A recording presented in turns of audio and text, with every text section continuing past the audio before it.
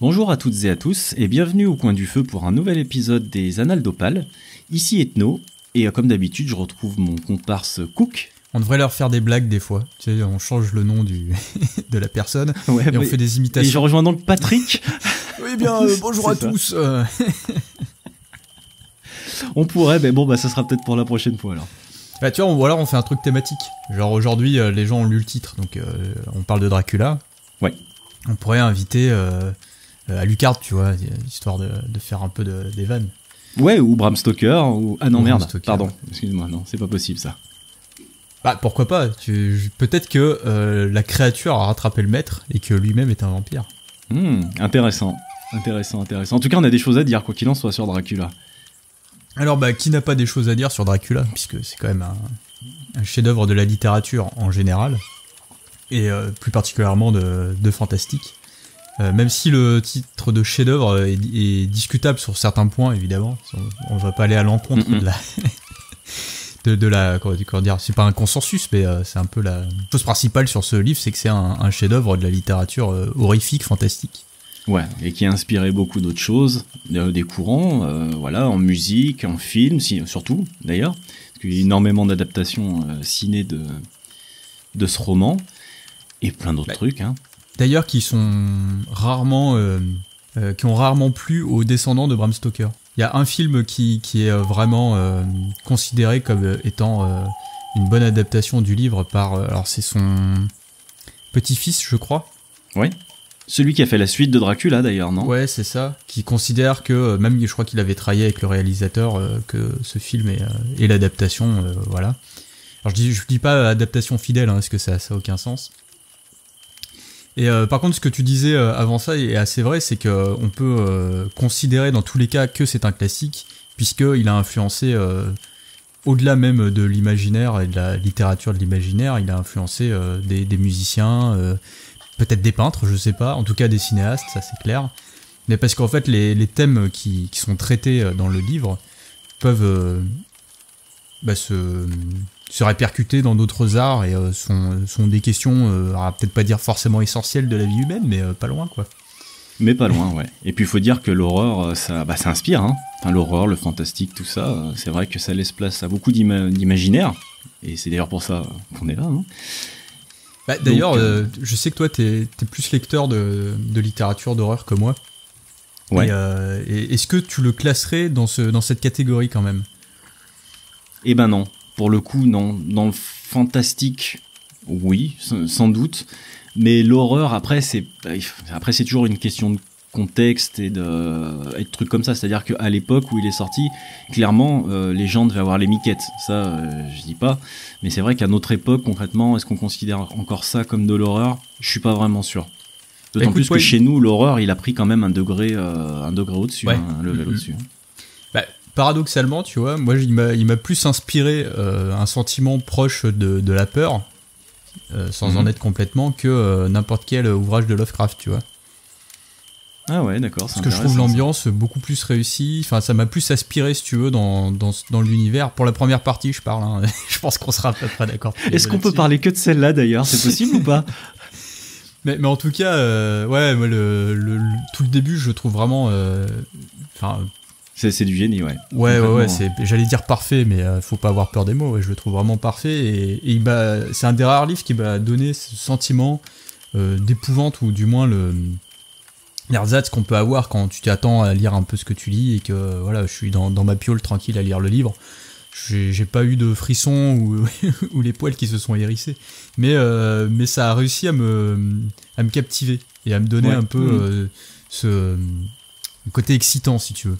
C'est ça, ouais. Et ça se bouffe tellement vite, c'est fou, ça. C'est-à-dire quand cette partie-là se termine, moi j'ai vraiment été frustré, enfin surtout plus j'avançais dans ma lecture, en fait, et plus j'étais frustré de me dire putain, mais cette ambiance de ouf qu'il y avait, c'est cassé comme ça. Enfin bon, on va y revenir plus longuement dans l'épisode.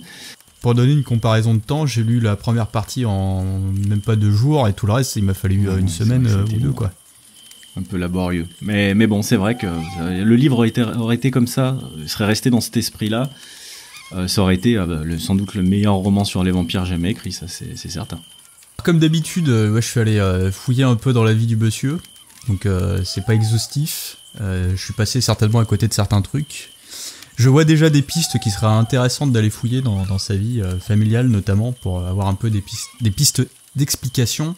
Mais de toute façon, c'est un auteur qui a déjà été beaucoup étudié, donc certainement que ses recherches ont déjà été faites et qu'il y a déjà eu de la publication scientifique sur la question. Donc je vous y renvoie le cas échéant. Mais bon, on va quand même essayer de voir qui était ce monsieur, Bram Stoker, qui est notamment connu en fait pour Dracula, pour cet ouvrage.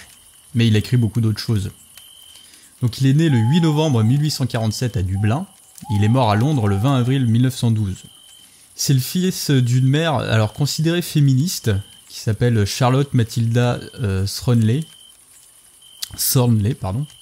Alors féministe, justement, ça fait partie des points de recherche que j'ai essayé d'aborder un petit peu, mais j'avoue que j'ai pas trouvé grand chose de concluant.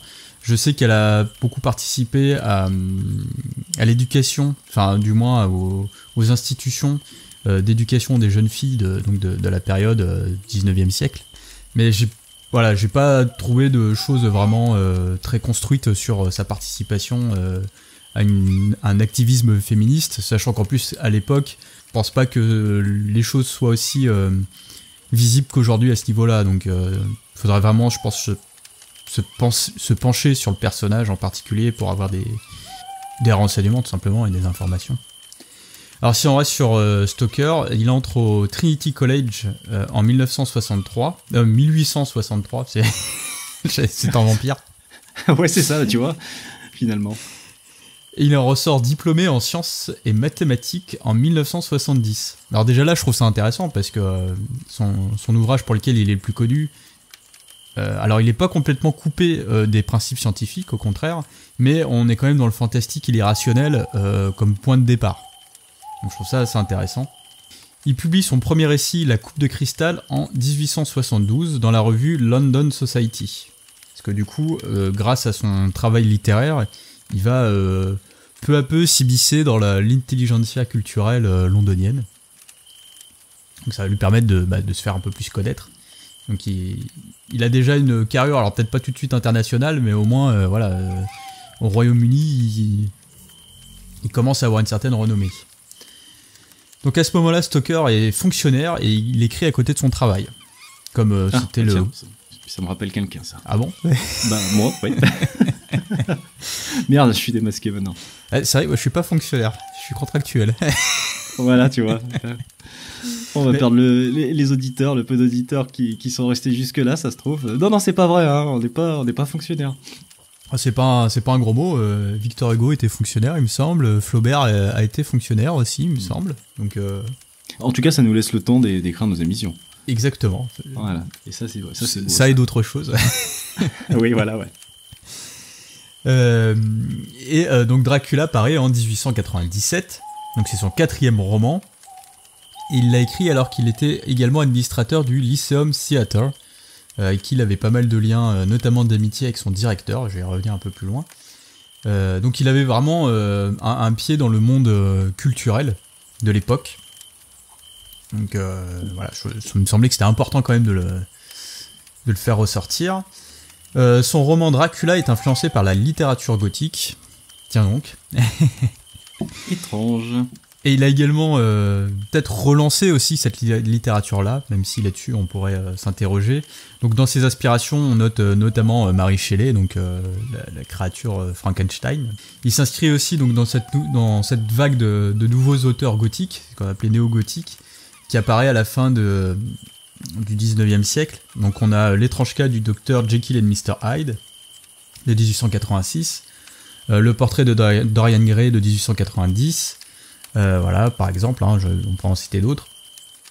Le comte Dracula est un mélange entre le voïvode Valak Vlad Tepes, le bien connu, parce qu'en fait il avait un surnom qui était Dracul, qui signifie dragon. Et un autre personnage qui a influencé donc le personnage de Dracula, enfin une autre personne là, qui est bien réelle, c'est donc l'acteur et directeur du Lyceum Theatre qui est Henry Irving. Voilà, donc lien entre la fiction et la réalité. Donc là c'est pour faire un topo général sur Dracula et Bram Stoker. Voilà. Donc au niveau de l'histoire, Jonathan Harker est un notaire de Londres envoyé chez le comte Dracula en Transylvanie pour finaliser une vente immobilière. Donc, en effet, le vieux monsieur vient d'acquérir une nouvelle demeure et visiblement, il préfère en parler de vive voix avec Jonathan, qui arrive donc dans son château, non sans avoir essuyé quelques réactions assez bizarres de la part des locaux, voilà, qui par exemple se signaient à l'évocation du nom de Dracula. Il lui glissait aussi des crucifixes autour du cou, ou encore, il rechignèrent quelque peu, on va dire ça comme ça, à l'accompagner au point de rendez-vous donné avec le comte. Donc, petit détail, c'est que le rendez-vous était fixé à minuit. Qui fait ça, franchement, je sais pas trop. Le soir de la Saint-Georges, qui est, je cite, « la nuit où tout le mal du monde sera maître sur la terre ». Voilà, rien que ça. Donc, les loups hurlent, d'étranges feux follets brûlent le long des chemins, mais Jonathan, lui, continue son périple au KLM à fond de calèche tiré par des chevaux noirs, avec une bonne couverture sur les genoux, histoire de pas attraper la mort, même si moi, perso, j'aurais tendance à dire que, après tous ces signes de malheur, toujours personnellement, je me serais juste barré chez maman. Après, encore une fois, ça n'engage que moi. Bref, après quelques jours passés chez le comte, il va comprendre en vérité qu'il est prisonnier de celui-ci, et il va découvrir par la même occasion que son hôte n'est pas juste un vieux, enfin pas un vieux comme les autres. Mais ça, pour le découvrir, il faudra lire le bouquin. Enfin bon, il est pas très fut-fut, le Jonathan, quand même. Il a pas la même perception que nous. Il sait pas, tu vois, il a pas la même culture vampirique que tout à chacun. C'est vrai, aujourd'hui. Là, il y a les crucifix, les pieux, tout ça vient, entre autres, de Dracula, mais c'est des inspirations plus anciennes, en fait. Parce qu'il s'est beaucoup servi du folklore. Alors, pas que... on parle de Roumanie, de Slovaquie, cette région-là, les Carpates. Ça se trouve, j'ai dit une grosse connerie géographique, mais c'est... T'es sans doute meilleur que moi là-dessus. Il me semble que c'est que ça jouxte, mais je suis pas, c'est pas les régions que je connais le mieux. Et donc c'est servi de plusieurs folklores en fait pour créer son conte Dracula. Et d'ailleurs il y a des erreurs de dénomination parce qu'il est nommé Nosferatu, il est nommé Strigoi aussi. Enfin tout ça, ça désigne pas tout à fait les mêmes monstres en réalité. Mais voilà, on va pas rentrer dans les détails techniques parce que c'est pas le plus intéressant, on va dire. Donc c'est une période assez troublée pour la Grande-Bretagne, puisque la société victorienne est assez ébranlée par les scandales et la décadence, comme toute mode qui finit par disparaître. C'est aussi la période où Jack l'Éventreur sévit dans les rues de Londres, puisque c'est 1888 il me semble. Donc c'est 10 ans après la publication de Dracula, mais le travail sur le roman est assez ancien. L'image du vampire, comme j'ai dit un peu plus tôt, a déjà été pas mal défrichée durant le XVIIIe siècle et le début du XIXe, d'ailleurs surtout le début du XIXe, puisqu'on a The Vampire de Lord Byron. Donc j'avais déjà parlé de ce monsieur, il me semble, chez Ashton. Oui, c'est possible. Qui a été publié en 1819. On a la nouvelle La Morte amoureuse de Théophile Gautier de 1836, dans un genre un peu différent, ou Le Château des Carpates, tout simplement, de Jules Verne, qui est sorti en 1892. Donc 5 ans avant la publication de Dracula. Donc on est déjà dans un environnement où la figure du vampire est connue. Mais la figure que propose Stoker est un peu particulière, je pense qu'on reviendra dessus un peu après. À noter qu'il n'est jamais allé en Transylvanie. Oui. Donc toutes les descriptions culturelles, géographiques, etc. qu'on a dans le roman proviennent de recherches donc faites en bibliothèque. Dracula a trouvé son succès après la mort de son auteur, donc ça n'a pas été un succès immédiat. Et une de ses sources principales a été les récits que sa mère lui faisait quand il était petit. Vers l'âge de 13 ans, il est tombé très malade et apparemment elle lui racontait des histoires près de son lit, notamment des histoires de sa propre vie qui n'étaient pas rigolotes. parce qu'elle a grandi durant enfin, sa mère vient d'une famille aristocratique assez ancienne, je crois qu'on remonte jusqu'au 6e siècle, l'arbre généalogique quand même. Et donc elle a grandi en Irlande pendant une famine et une épidémie de choléra. De Dieu. C'est sympa, hein, les deux ensemble, c'est toujours plus rigolo. C'est un peu comme si là il y avait la disette et qu'on se tapait le Covid en même temps, quoi. Ouais, c'est à peu près ça, ouais. En gros. Et elle lui parlait du coup des morts qui marchaient, enfin des gens qui étaient déjà un pied dans la tombe et des vivants qui étaient parfois enterrés dans les fosses communes. Sympa quand t'as 13 ans. Ouais, ça explique pas mal de choses dans le roman quand même. Et elle va se marier avec Abraham Coates Stoker, qui avait 20 ans d'écart avec elle. Mais apparemment, bon c'était assez courant à l'époque quand même, mais fait assez notable sur cette famille-là, c'est que elle a gardé sa propre voix au sein de la famille, c'est-à-dire qu'elle avait toujours voix au chapitre sur un certain nombre de choses, et notamment c'est elle qui dirigeait la vie familiale. Donc on pourrait se dire, oui, enfin c'est l'image de la bonne ménagère, mais en fait même à cette époque-là, c'était l'homme qui donnait qui disait comment on allait faire, quoi, comment on allait élever les enfants, etc. Et apparemment, elle avait un rôle beaucoup plus important. C'est même elle, d'ailleurs, qui prenait les rênes à ce niveau-là. Donc c'est une femme assez forte pour l'époque, on va dire, et ça fera un lien avec un personnage du roman. Et ben, je pense qu'on peut parler maintenant du bouquin à proprement parler, hein. Bah ouais, déjà, la première chose qui est important à noter, je pense, c'est la forme du roman. Alors, ce qui est assez intéressant, c'est que déjà, on a plusieurs narrateurs, puisqu'on a les journaux intimes de plusieurs personnages, mais on a aussi des correspondances de lettres, donc tout le monde parle à la première personne, du coup. Hein. Mais on a aussi, comme tu l'as dit, c'est pas que épistolaire, puisqu'on a aussi des articles de journaux. Donc c'est un peu plus rare, mais à un moment du récit, effectivement... ça apporte un peu de mystère. C'est ça. Puis d'ailleurs, certaines actions sont rapportées par le biais de coupures de presse, ouais. Il faut dire aussi qu'il y a des journaux tenus par un médecin, aussi. Parce que, bon, on va en parler, c'est-à-dire que dans la première... Enfin, déjà, pour parler aussi de la géométrie de ce bouquin, c'est foutu d'une façon que il y a 5 parties et ça va un peu dans l'escalade... de la traque, enfin du début où Jonathan rencontre le comte jusqu'à sa traque. Donc la première partie sera consacrée à Jonathan chez le comte, où là ça sera vraiment le journal de Jonathan qu'on lira. On va switcher sur la deuxième partie entre Mina et Lucie, qui sera là vraiment une correspondance à proprement parler. Donc là on peut vraiment parler de correspondance, de roman épistolaire pour le coup. La troisième partie qui concernera la transformation de Lucie, la très longue troisième partie, n'est-ce pas? Et là, il y aura donc de la correspondance, le journal du médecin, qui sera un de ses prétendants, mais bon, ça, on en reparlera un peu plus tard, plus des coupures de presse. La quatrième partie, toujours à peu près faite pareil. Et enfin, la cinquième partie, qui sera le retour de Dracula, pas non plus trop en spoiler. Et ce qui est marrant, c'est que en fait, on a les journaux et les points de vue de tout le monde, sauf donc de Dracula. C'est vrai, alors qu'on sait qu'il sait écrire. Ah bah oui, même que c'est un monsieur très intelligent, parce qu'on en apprend du coup sur lui.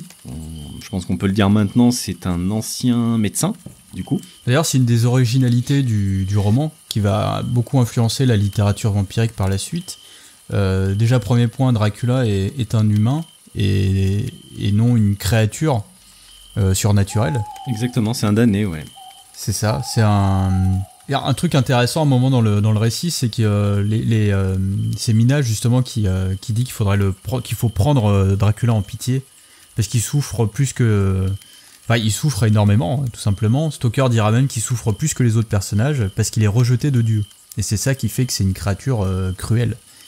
Et pas tellement le fait que ce soit un vampire, ça c'est la conséquence d'être rejeté par Dieu, tout simplement. Alors, ça revient aux sources de Stoker, qui sont aussi intéressantes au niveau de la construction du personnage. C'est que en fait, il a pris l'avis de plusieurs voïvodes, dont Vlad Tepes, et qui sont décrits dans les sources dont on a accès par rapport à ces personnages-là, qui sont des tyrans sanguinaires. mais parce que c'est du point de vue des gens qui les ont subis. Parce que si on va un peu plus loin dans le temps, pendant la période communiste, par exemple, dans ces régions-là, le Vlad Tepes était un héros national. Et d'ailleurs, c'est une question de point de vue, ouais. C'est ça. Et d'ailleurs, pendant toute cette période-là, l'ouvrage de Bram Stoker était censuré, puisqu'on ne pouvait pas présenter un Vlad Tepes négatif, si tu veux. Ouais, d'accord. Tous ces éléments font de Dracula un personnage vraiment à part entière. Enfin, quand on se réfère souvent aux créatures mythiques et monstrueuses, on a assez souvent toute une mythologie qui s'y rapporte, assez éloignée du monde humain, alors que là, finalement, la seule explication du pourquoi du comment, c'est qu'il est rejeté de Dieu. Donc il y a une explication irrationnelle à un personnage qui est quand même plutôt tourné vers le rationnel.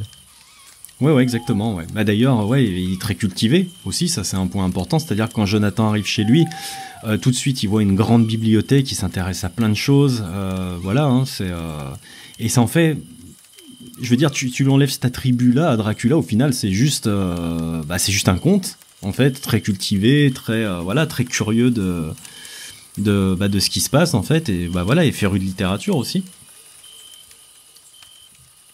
Il y a quand même il a un aspect désuet qui est rappelé plusieurs fois, qui montre un peu les limites du personnage, et ça aussi c'est important, c'est que c'est un monstre très puissant, mais tout le roman on nous explique qu'il a ses faiblesses et qu'on peut en tirer parti pour le vaincre. Et ça rejoint un thème qui est déjà présent dans la littérature de Stoker. C'est qu'en 1893, il a écrit alors je sais plus si c'est un roman ou une nouvelle, The Man from Shorrocks, et ça rejoint ce thème de l'homme venu d'ailleurs. Alors là, c'est pas tellement l'homme venu d'ailleurs, on parle pas d'extraterrestre, hein, on parle de la figure de l'étranger. Et ça, c'est un truc qui est intéressant avec Dracula, c'est que même dans son environnement à lui, il a cet aspect un peu hors du temps. Et c'est l'une de ses faiblesses justement, puisque il a l'immortalité pour fomenter ses plans, mais d'un autre côté, il y a un certain nombre de choses qu'il ne comprend pas, parce qu'il a du mal à suivre l'évolution du monde. D'ailleurs, c'est un sujet aussi du bouquin, c'est-à-dire que lui représente vraiment le passé, parce qu'il est très très vieux, Dracula. Et il va être confronté, donc en l'occurrence là, par la médecine moderne, parce que bon, on a dit que c'était un médecin, et il va être confronté à une médecine moderne avec le professeur Van Helsing. D'ailleurs, on y reviendra tout à l'heure. Et c'est un sujet, moi, même si j'ai pas super aimé le bouquin, c'est quelque chose qui m'a quand même vachement plu, cette opposition entre ces deux styles-là. Ouais, c'est. Je pense qu'il y a une bonne partie de l'intérêt qui est basée là-dessus, sachant que Van Helsing, Abraham d'ailleurs, son nom comme le père de Stoker, c'est assez marrant. Il insiste sur le fait que Dracula maîtrisait l'alchimie, oui.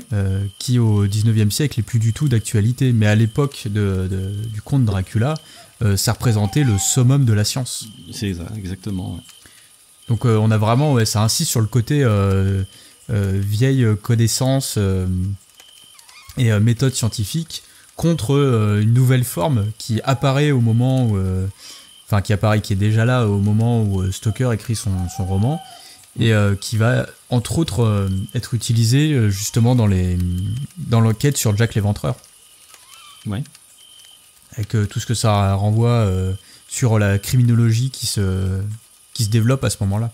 C'est ça. D'ailleurs, il y a une petite allusion quand même dans le bouquin à cette criminologie, c'est la manière dont Van Helsing va essayer de traquer Dracula, justement parce qu'il se base sur un modus operandi, comme on dit. Et en criminologie, ça, c'est simplement en fait la manière de procéder du conte, et c'est grâce à ça qu'ils arrivent à le choper au final. Donc on voit vraiment qu'ils utilisent les dernières choses à la mode, entre gros guillemets, même si c'est plus la nôtre, hein, parce qu'il y a aussi de l'hypnose, et il y a aussi des saignées, des machins comme ça, alors des transfusions, des saignées, n'importe quoi. Donc on voit vraiment. Il y a de la saignée aussi. Il y a de la mais voilà, du côté Dracula. C'est ça, exactement. Du côté moyenâgeux. C'est pas les mêmes personnages qui utilisent ça. Mais bon, voilà quoi. Donc c'est vrai qu'il y a vraiment cette opposition et qui a pour ma part en tout cas un sujet que j'ai vraiment adoré. Après, pour continuer un petit peu sur le style, pour continuer d'avancer un petit peu, vraiment à proprement parler du roman, je sais pas ce que toi tu en as pensé, mais bon, moi j'ai eu un gros problème avec le rythme. Hein, concrètement, moi je pense que c'est ce qui bloque, comme on disait, avec la première partie qui est hyper immersive, avec l'arrivée de Jonathan dans le château et tout ça, qui après est coupé d'une façon assez brutale, hein, même carrément brutale, avec la correspondance de Lucie et de Mina, là qui nous projette directement dans la bourgeoisie londonienne et tout ça, et avec ces deux personnages qui sont mine de rien très intéressants, parce que ils font la moitié, enfin même ils font les trois quarts du roman, hein. Et voilà, donc on a affaire à un style assez descriptif, sans être non plus trop long, même si ça s'étale des fois en longueur, hein. Moi c'est pas quelque chose que j'ai trouvé trop lourd, et ce que j'ai aimé c'est que on arrive parfois à retrouver un style extrêmement poétique, surtout quand le conte parle, en fait, surtout au niveau de au vu de son rang, quoi.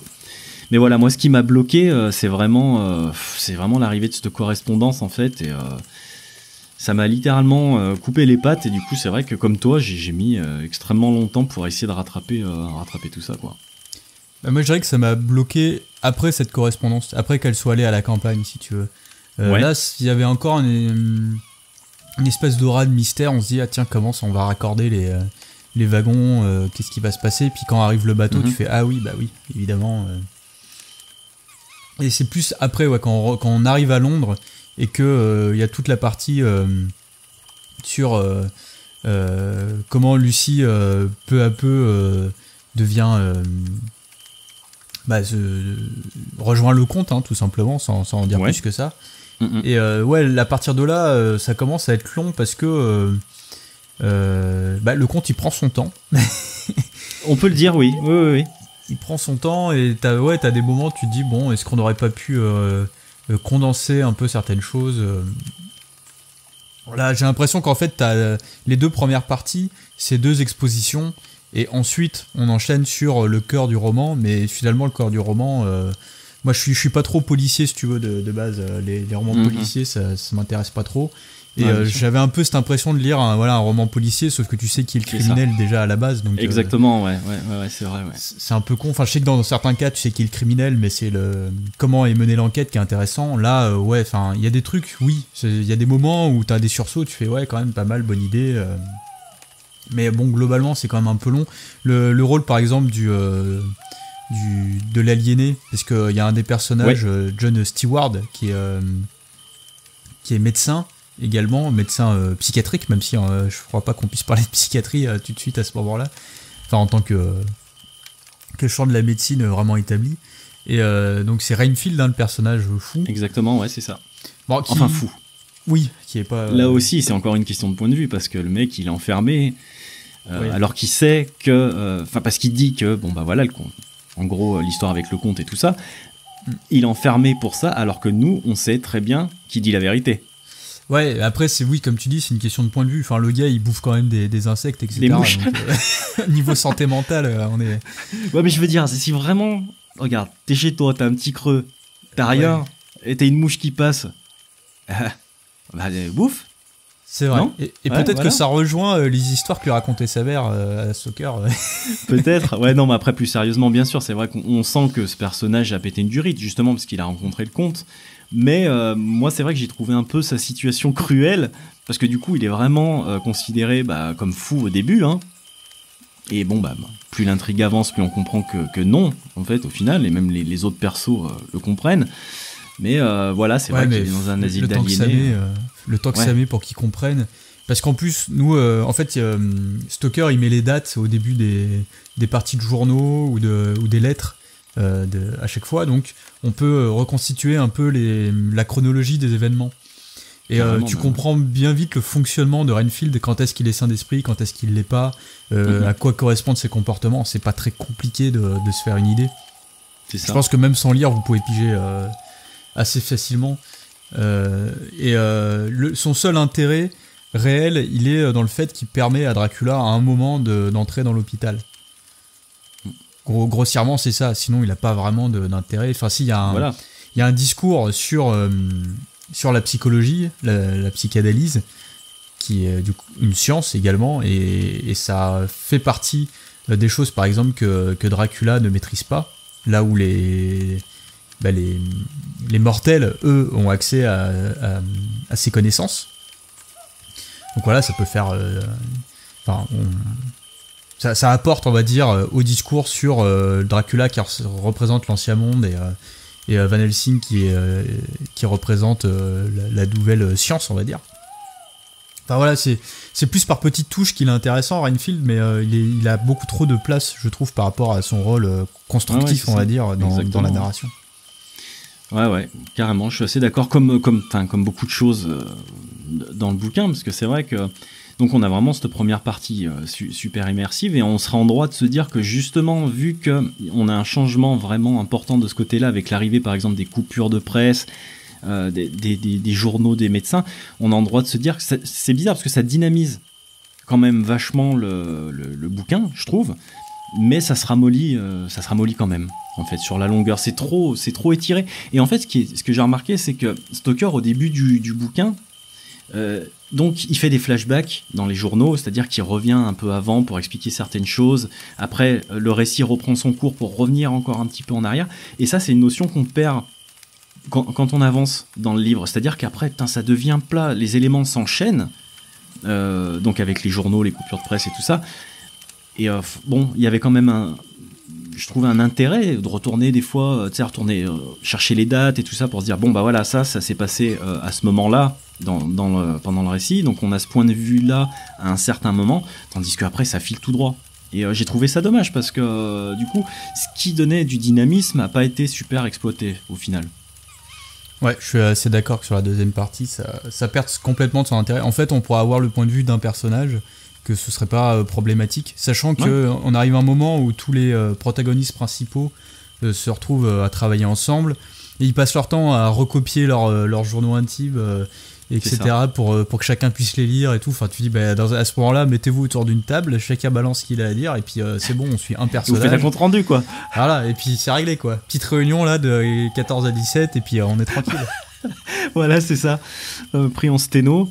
Donc ouais, voilà, c'est vraiment dommage. C'est vraiment dommage. Après, moi, un autre truc qui m'a choqué. Donc, première partie, pour en revenir à la fameuse, à chaque fois j'en reviens, mais moi c'est ce qui m'a le plus marqué dans le livre en tout cas, c'est que cette tension, elle est vraiment donc désamorcée par cette cassure brutale. On revient à la réalité, en fait, au final, et qu'on quitte les Carpates pour arriver dans Londres.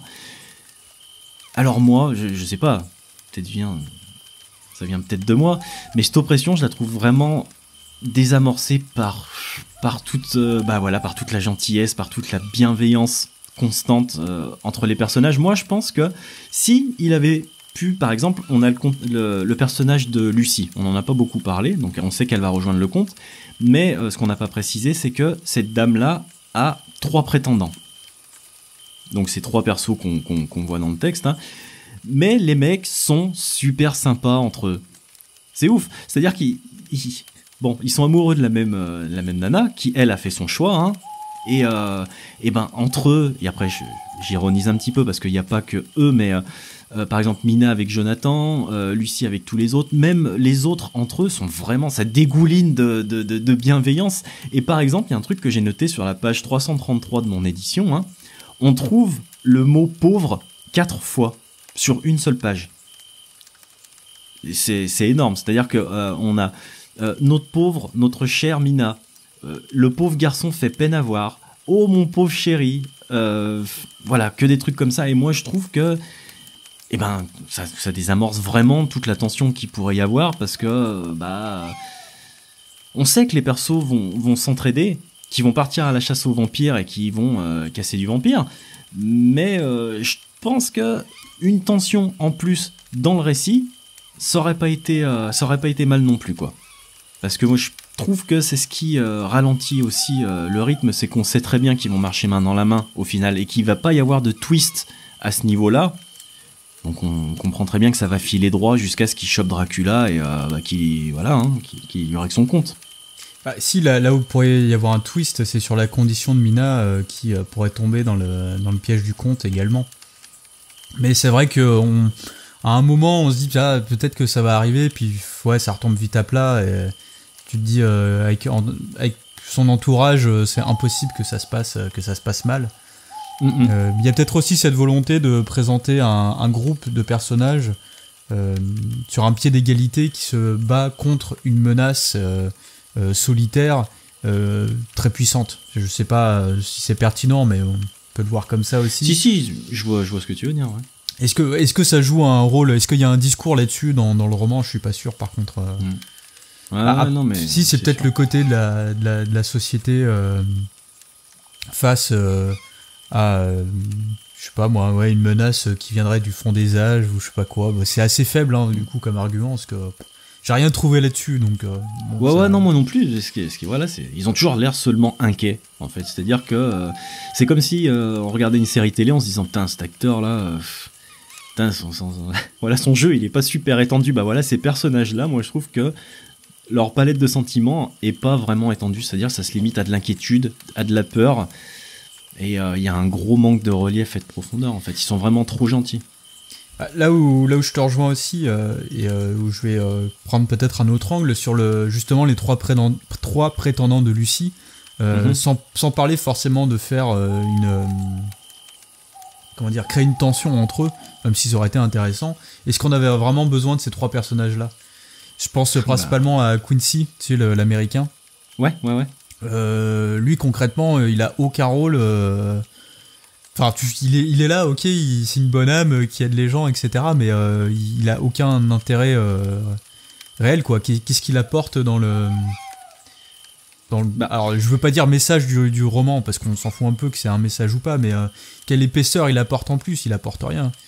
Enfin, si, c'est l'américain, donc c'est peut-être le nouveau monde qui vient prêter main forte à la vieille Angleterre, et enfin, j'en sais rien, tu vois, j'essaye de trouver un lien, mais... Moi, si tu veux mon point de vue, je pense que on n'a pas beaucoup parlé du personnage de Lucie, mais ce qui est important de dire, c'est que donc c'est la meilleure amie de Mina. C'est une femme convoitée, comme je le disais tout à l'heure, parce que elle a 3 prétendants. C'est une bourgeoise et que c'est une femme libérée. Et du coup, est-ce que Stoker a pas voulu symboliser ça comme ça? Ah si, certainement. En fait, en lui mettant plusieurs prétendants, et que justement, il s'est dit, tant que ces gars sont là, on va utiliser lui qui est médecin, donc voilà. Lui, ça va être celui qui va se marier avec elle, et l'autre, lui, je sais pas. Mais voilà. Ah en vrai, est-ce que ça t'aurait choqué si le personnage finalement c'était alors c'est Arthur, hein, son mari, parce que je crois qu'il se marie avant qu'il ça parte en cacahuète. C'est ça. Si lui, c'était un bourgeois médecin. Tu vois, est-ce que ça t'aurait choqué qu'on ait un personnage 2 ans? Non, pas vraiment. Même pas du tout. Mais oui, c'est vrai que... Parce que c'est pareil, Arthur, à part le fait que ce soit un mec qui ait de la thune, parce que ça enlève tous les problèmes matériels, qui enlève aussi de l'attention, parce qu'à chaque fois qu'ils ont besoin de matos, de prendre le bateau, d'avoir des chevaux, le gars, hop, il va voir l'ambassade d'Angleterre. Il y en a partout déjà à l'époque. Et il dit on a besoin d'aller là, est-ce que vous pourriez retenir ce bateau au port? Et puis hop. Non, mais oui, c'est vrai. Il y a du bakshish, on l'a pas dit, mais il y a du bakshish dans le roman. Ouais, ça arrive fréquemment. C'est ça. Il y a des pots de vin.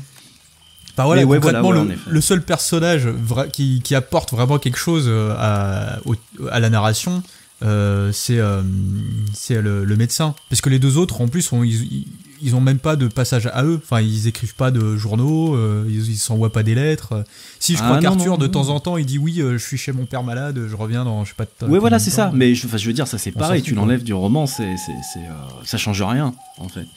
Le seul moment où c'est intéressant de savoir qu'il est loin de Lucie, c'est que ça permet notamment au comte de faire ce qu'il a à faire, quoi. Voilà, exactement, ouais. Donc là, oui, d'accord. Et encore, on pourrait se dire, ils sont pas encore mariés, donc le temps que, voilà. Est-ce que d'ailleurs, ça joue un rôle dans le texte de Stoker, le fait qu'il soit marié ou non, à part le... Ouais, je sais même pas si ça a vraiment un quelconque intérêt, tu vois. Je pense pas. En tout cas, on est en droit de se demander pourquoi ce personnage subit ce qu'elle subit, alors qu'on en revient à ce qu'on disait tout à l'heure. Après, peut-être pareil, c'est une interprétation, hein, mais c'est vrai que moi, je me suis demandé, justement, vu que c'est une femme libérée, on dirait que Stalker l'a punie littéralement d'être comme ça, en fait, en lui envoyant le compte, parce que elle est somnambule, voilà. Merde, je vais pas trop en dire non plus, mais bon, c'est vrai qu'on dirait qu'il y a comme une sorte de punition, et vu qu'en fait on parle aussi de féminisme, hein, parce que du coup Mina contrebalance vraiment avec ce personnage-là, parce que c'est l'un des personnages, on disait que les personnages étaient mous tout à l'heure, enfin je disais, mais c'est vrai que Mina va subir une transformation assez impressionnante, et moi c'est un de mes personnages préférés avec le professeur Van Helsing, et là-dessus c'est vrai qu'on a deux messages un peu différent, c'est-à-dire que Mina elle est mariée et elle va sortir ses bollocks à un moment, et limite elle va prendre l'affaire en main avec Van Helsing, et là on sent vraiment qu'elle va s'émanciper, même si il y a quand même des trucs qui nous font dire que elle va rester quand même à sa place de femme, hein. Ça m'a un peu fait chier, je t'avoue, mais voilà. Après, ouais, c'est un peu l'argument d'autorité, mais qui a quand même du sens, quoi. Faut remettre dans l'époque du roman. Non, mais ça, je suis d'accord. Mais après, c'est vrai que la façon dont le personnage de Lucie est traité, je sais pas, je me suis posé certaines questions quand même. Ah bah, ça, pour le coup, je trouve que c'est plutôt intelligent, tu vois, de montrer deux femmes qui, dans l'absolu, sont plutôt en dehors du carcan de la norme de cette société victorienne, et qu'elles aient pas le même destin. Tu vois, je trouve que c'est plutôt intéressant. La différence entre les deux, quand même, c'est que Mina, c'est pas une bourgeoise, hein, il me semble. Avec Jonathan, ils sont assez pauvres à la base. Oui. Bon, il a quand même un emploi, enfin, il gagne sa vie, c'est pas non plus les bas-fonds de la société, mais c'est pas quelqu'un il est notaire, c'est pas un couple riche. Et avant qu'ils partent, et qu'ils soient mariés, Mina et Jonathan, ils sont associés, et elle dit que elle prendra son rôle de femme domestique, femme au foyer, voilà, c'est ça, ouais. quand ils auront une maison, des enfants, etc., mais qu'elle veut continuer à faire de la la sténographie, enfin, tu vois, elle a déjà une épaisseur que n'a pas Lucie, justement, qui a un côté un peu écervelé et frivole, ne serait-ce que dans les discussions qu'elles ont sur le banc, par exemple, avec les vieux, là. Ouais, oh punaise, alors ça, ils sont mystérieux, putain, ils sont chiants des fois. Ouais, ils sont bien collants, ouais. Ouais, carrément. Tu vois, on a déjà des personnages qui sont peut-être fondamentalement différents, et qui présentent un truc qu'a senti Stalker dans l'évolution de la société. Que la bourgeoisie, et notamment la noblesse, même carrément on pourrait dire à un certain niveau victorienne, va perdre son pouvoir au profit, pour le coup, des vrais bourgeois, c'est-à-dire ceux qui ont du pouvoir et des privilèges par l'argent qui gagnent avec le fait par exemple de travailler, c'est une sorte de notaire, hein, comment il s'appelle, Jonathan. Ouais, c'est comme ils appellent ça, je m'en souviens plus. Mais oui, c'est un notaire, ouais. Alors, tu vois, ce genre de métier qui te mettent un peu au centre. Voilà, t'es censé connaître la loi, donc maîtriser un petit peu les tenants et aboutissants de la société, ce genre de choses. J'évite le mot travail exprès. Hein, ouais, ok. Ouais, on n'a pas parlé du professeur Van Helsing aussi, qui, bon, au niveau Bollocks, il se pose là lui aussi, non ? Ouais, sachant que c'est un vieux papy, hein. Ça, il faut pas oublier. Hein. Ouais, carrément. Lui, il arrive, il prend les choses en main, attention, pousse-toi de devant, mets-toi derrière. Et en fait, à mon sens, en tout cas, c'est peut-être le seul personnage à avoir vraiment du caractère. En tout cas, lui, il s'en fout, hein, il a peur de rien, c'est par lui que les solutions arrivent, aussi au final, parce qu'à partir du moment où Van Helsing arrive, il fait comprendre à tout le monde que il y a du vampire qui va tomber. Hein, donc il rigole pas, lui, il est pas là pour. D'ailleurs, terme vampire qui arrive très tard dans le roman. Hein. Ouais, exactement, ouais. Donc, il le dit pas comme ça en fait, il essaye de le faire comprendre, mais si vous le lisez vous allez comprendre très vite. Hein. Voilà, écoute, moi, pour tout ce qui concerne les personnages et tout ça, j'ai pas grand chose à rajouter. Si, il y a quand même. On a parlé un petit peu de la dualité, plutôt de la confrontation Van Helsing et Dracula, qui sont tous les deux des hommes de science. Et j'avais lu, je sais plus où, un truc qui est assez vrai, c'est que Van Helsing, c'est un chercheur qui veut aider l'humanité par la science. Là où Dracula, il a soif de connaissances, et j'utilise bien le terme soif, pour mieux dominer les autres. Tu vois, tous ces livres sur l'Angleterre qu'il a répertoriés dans sa bibliothèque, c'est pour servir ses dessins. Oui, c'est vrai, c'est pour son plan, oui. Il va être limité par sa méthode. On peut faire le parallèle entre l'attaque contre les Turcs au XVe siècle, je crois que c'était. Et après, donc il perd, il revient dans son château, puis il réattaque à nouveau différemment, avec plus de monde, quoi, pour s'assurer la victoire. Ouais. Il a un peu ce même principe avec sa conquête de l'Angleterre, puisqu'il vient à Londres. Il se fait une première fois défaire à Londres, et du coup il doit fuir dans des maisons différentes, puis finalement il doit fuir d'Angleterre pour retourner à son château pour récupérer ses forces. C'est ça. Là où Van Helsing va toujours user de nouvelles idées en fait pour déjouer les plans de Dracula. De Dracula, ouais, exactement. D'ailleurs, ça nous amène à la fin, la dernière partie du bouquin, dans la confrontation entre Dracula et le groupe d'amis, on va dire ça comme ça. Et on en avait discuté un petit peu tous les deux, et bon, cette fin, concrètement, je pense que c'est pas la plus réussie de la littérature, on peut pas... Je pense qu'on peut le dire, ça. C'est pas... Bon, je pense qu'on va éviter toutes les vannes sur les Roumains et les Tziganes. Ce serait pas sérieux. Mais en fait, on est à peu près à ce niveau-là quand même sur la fin. Ouais, c'est un peu l'idée. Si tu remets pas justement à l'époque et malheureusement tout ce qui a suivi, tu comprends pas trop ce qu'ils viennent faire là déjà et pourquoi est-ce qu'ils bossent avec le comte. Mais c'est ça, on dirait qu'ils sont là parce que tu sais, voilà. Il fallait des hommes de main. Bon Donc il a pris les petits manouches qui traînaient par là. Je dis bon, vous allez me détrousser ceux-là là. C'est littéralement ça, quoi. Ah ouais. Je vois pas d'autre explication. Et voilà, pour ce qui est de la lutte finale, je pense qu'il faut prévenir les auditeurs qui voudraient se lancer et qui s'attendent à un gros combat épique du bien contre le mal. Et non, en fait. C'est-à-dire que ça se passe pas, mais alors pas du tout comme ça. Je pense que c'est peut-être, moi en tout cas... Bon, on est en droit quand même de s'attendre à quelque chose d'assez couillu. Je veux dire, t'as un méchant hyper charismatique qui fait le déplacement quand même de Roumanie jusqu'à... Voilà. Pour mettre un plan machiavélique en place. Eh ben non. Non. C'est-à-dire que la lutte finale, elle est là, mais vraiment, la dernière action se déroule super rapidement. On est d'accord là-dessus. C'est-à-dire qu'il n'y en a pas pour plus de quelques lignes. En gros, il y a Mina et Van Helsing qui attendent le convoi du comte depuis le château, si je me souviens bien.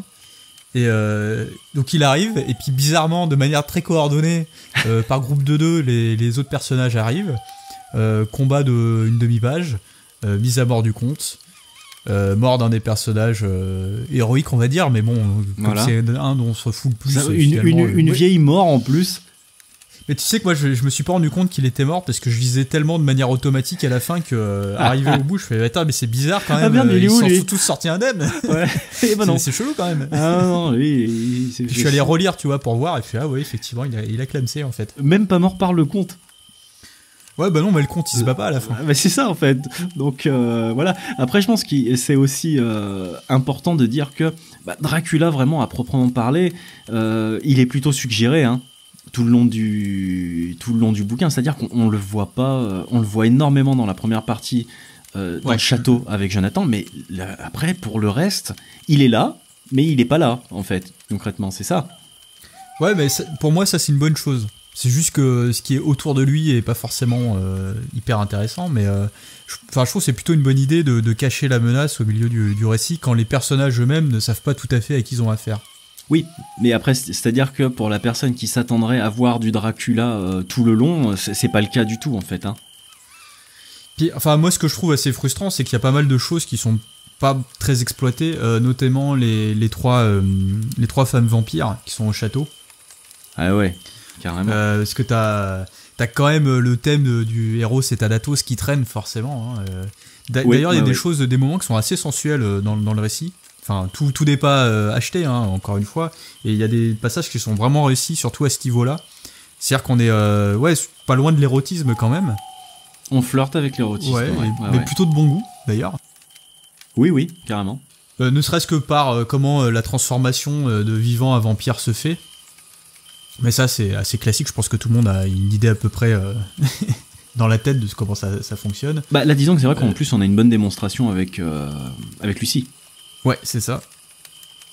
Donc ouais, il y a tout ce truc du désir de l'immortalité aussi qui est pas du tout traité, quoi. C'est vraiment le vampire et la vie éternelle, c'est pas bon, quoi. C'est ça, faut garder ça à Dieu et puis ouais, voilà. c'est vrai que pour schématiser, c'est un peu ça, ouais. Mais de toute façon, là, après, c'est logique aussi avec l'époque, la question du moral, en fait, les questions morales qui pourraient survenir, elles sont encadrées par ce côté chrétien et plus précisément protestant, du coup, puisque on est... remarque, non, il était irlandais, donc ça se trouve... Mais moi, je vois plutôt une ambiance protestante, après, voilà. Je suis pas allé creuser plus en détail sur à quelle religion... Stoker souscrivait, mais en tout cas on est quand même dans un environnement chrétien, religieux, qui est positif face au démon incarné qui est comment il s'appelle, Dracula. Bah, d'ailleurs je crois que le terme Nosferatu, je crois que c'est celui-là, ouais. Il signifie démon et pas vampire, tu vois. Ce qui m'a le plus déçu, c'est que pour un personnage mythologique, on est encore trop dans ce que t'attends du vampire. Alors forcément, puisque c'est le roman qui a fait date sur le personnage du vampire, je trouve qu'il est beaucoup trop nommé, tu vois. Il est trop... c'est pas assez une créature. Tu disais qu'il était beaucoup suggéré dans la deuxième partie. Moi, à la limite, j'aurais préféré qu'il y ait encore plus de mystère autour de lui et qu'on recolle les choses par petites touches. Là, plutôt que Van Helsing t'explique le pourquoi du comment, d'où il vient, etc., tu vois. J'aurais préféré quelque chose de plus enquête, tu vois, plus mystère, et qu'on l'appelle pas vampire, qu'on lui prête pas tous les... ça reste flou, ouais, un petit peu c'est ça, suspens, ouais. Ce qui est pas trop fait finalement dans la première partie. Tu vois, c'est plus par ses actions, ses non-dits, etc., que tu comprends que c'est le vampire, puisque c'est l'archétype même. Mais si on t'enlève ça, si tu lis sans savoir ce qu'est la figure du vampire, bah ça va pas non plus on va pas tout te dire, quoi, tu vois, on va garder une part de mystère. Oui, il y a quelque chose d'étrange, ouais, c'est ça, exactement, mais je pense qu'on peut passer à la conclusion, non ? Moi c'était ma conclusion. Ouais, voilà, en fait, ouais, on va faire une conclusion qui est déjà faite, donc voilà, c'était pas mal.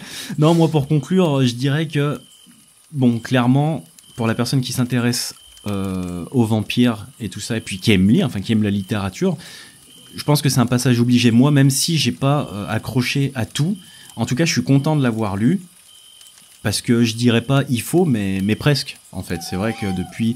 En plus, on n'en a pas trop parlé, mais il y a eu beaucoup d'influences, voilà, enfin, on en a parlé vite fait au début, mais moi qui écoute de la musique métal, et c'est un genre qui est aussi beaucoup inspiré par ce thème-là, donc j'en ai beaucoup entendu parler au travers de la musique, et tout ça, et là ça m'a fait quand même du bien de le lire, parce que je me suis dit, j'arrive à presque 40 berges et il m'était pas passé entre les paluches, donc c'est vrai que quand on s'est dit on fait Dracula, je dis c'est une bonne idée, même si quand je l'ai lu après, en plein milieu, je me suis dit merde, on a peut-être fait une connerie.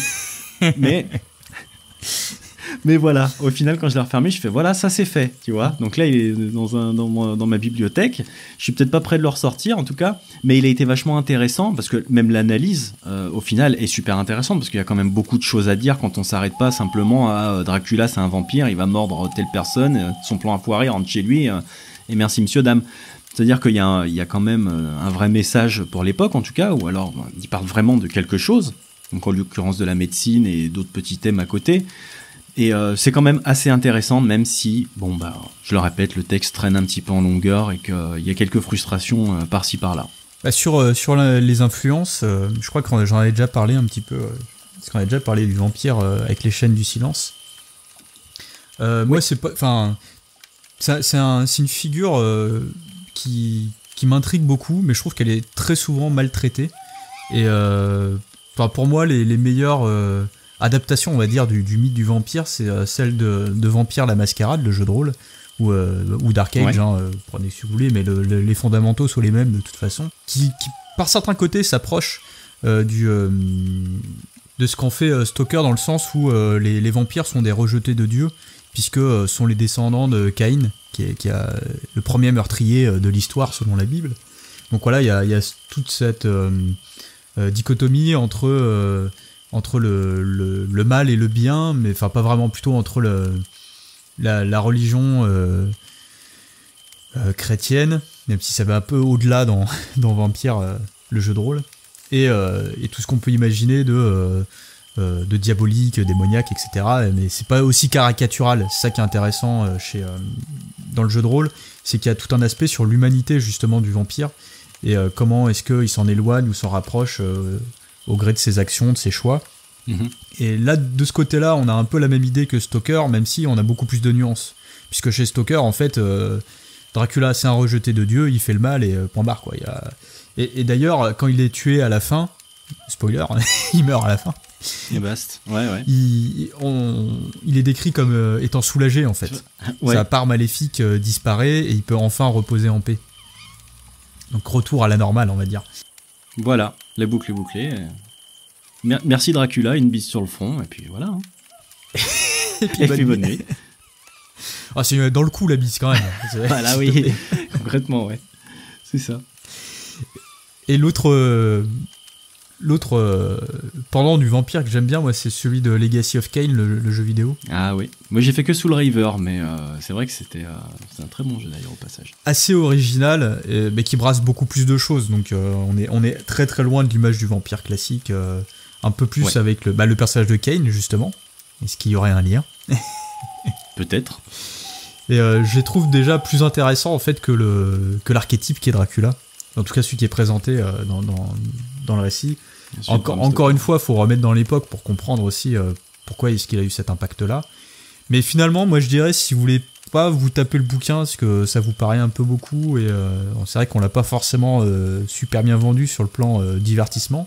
Il y a le film de Coppola qui est très proche finalement de... Ouais, du récit. Il y a quand même quelques différences, mais oui. Mais qui, moi je trouve qu'il fait ça fait un excellent Dracula en réalité. C'est un super film, oui, il faut le dire. Moi je le préfère au livre, hein, clairement, ça c'est sûr. Ah, oui, moi aussi. Oui, je sais pas s'il a été adoubé par la famille Stoker, mais je trouve plus... Je sais pas non plus, mais... Je trouve plus consistant. Pour notre époque, exactement. Encore une fois, je pense qu'il faut garder ça en tête. Voilà, c'est ça. Ce sera ma deuxième conclusion. La deuxième conclusion. Une conclusion dans la conclusion. Eh ben, écoutez, je pense qu'on a fait le tour. Hein. Je pense qu'il ne reste plus qu'à nous dire au revoir. Et puis, on peut se retrouver sur les réseaux, déjà, un petit peu avant de partir. Hein. Vous pouvez nous retrouver sur Facebook, Twitter, Instagram, YouTube.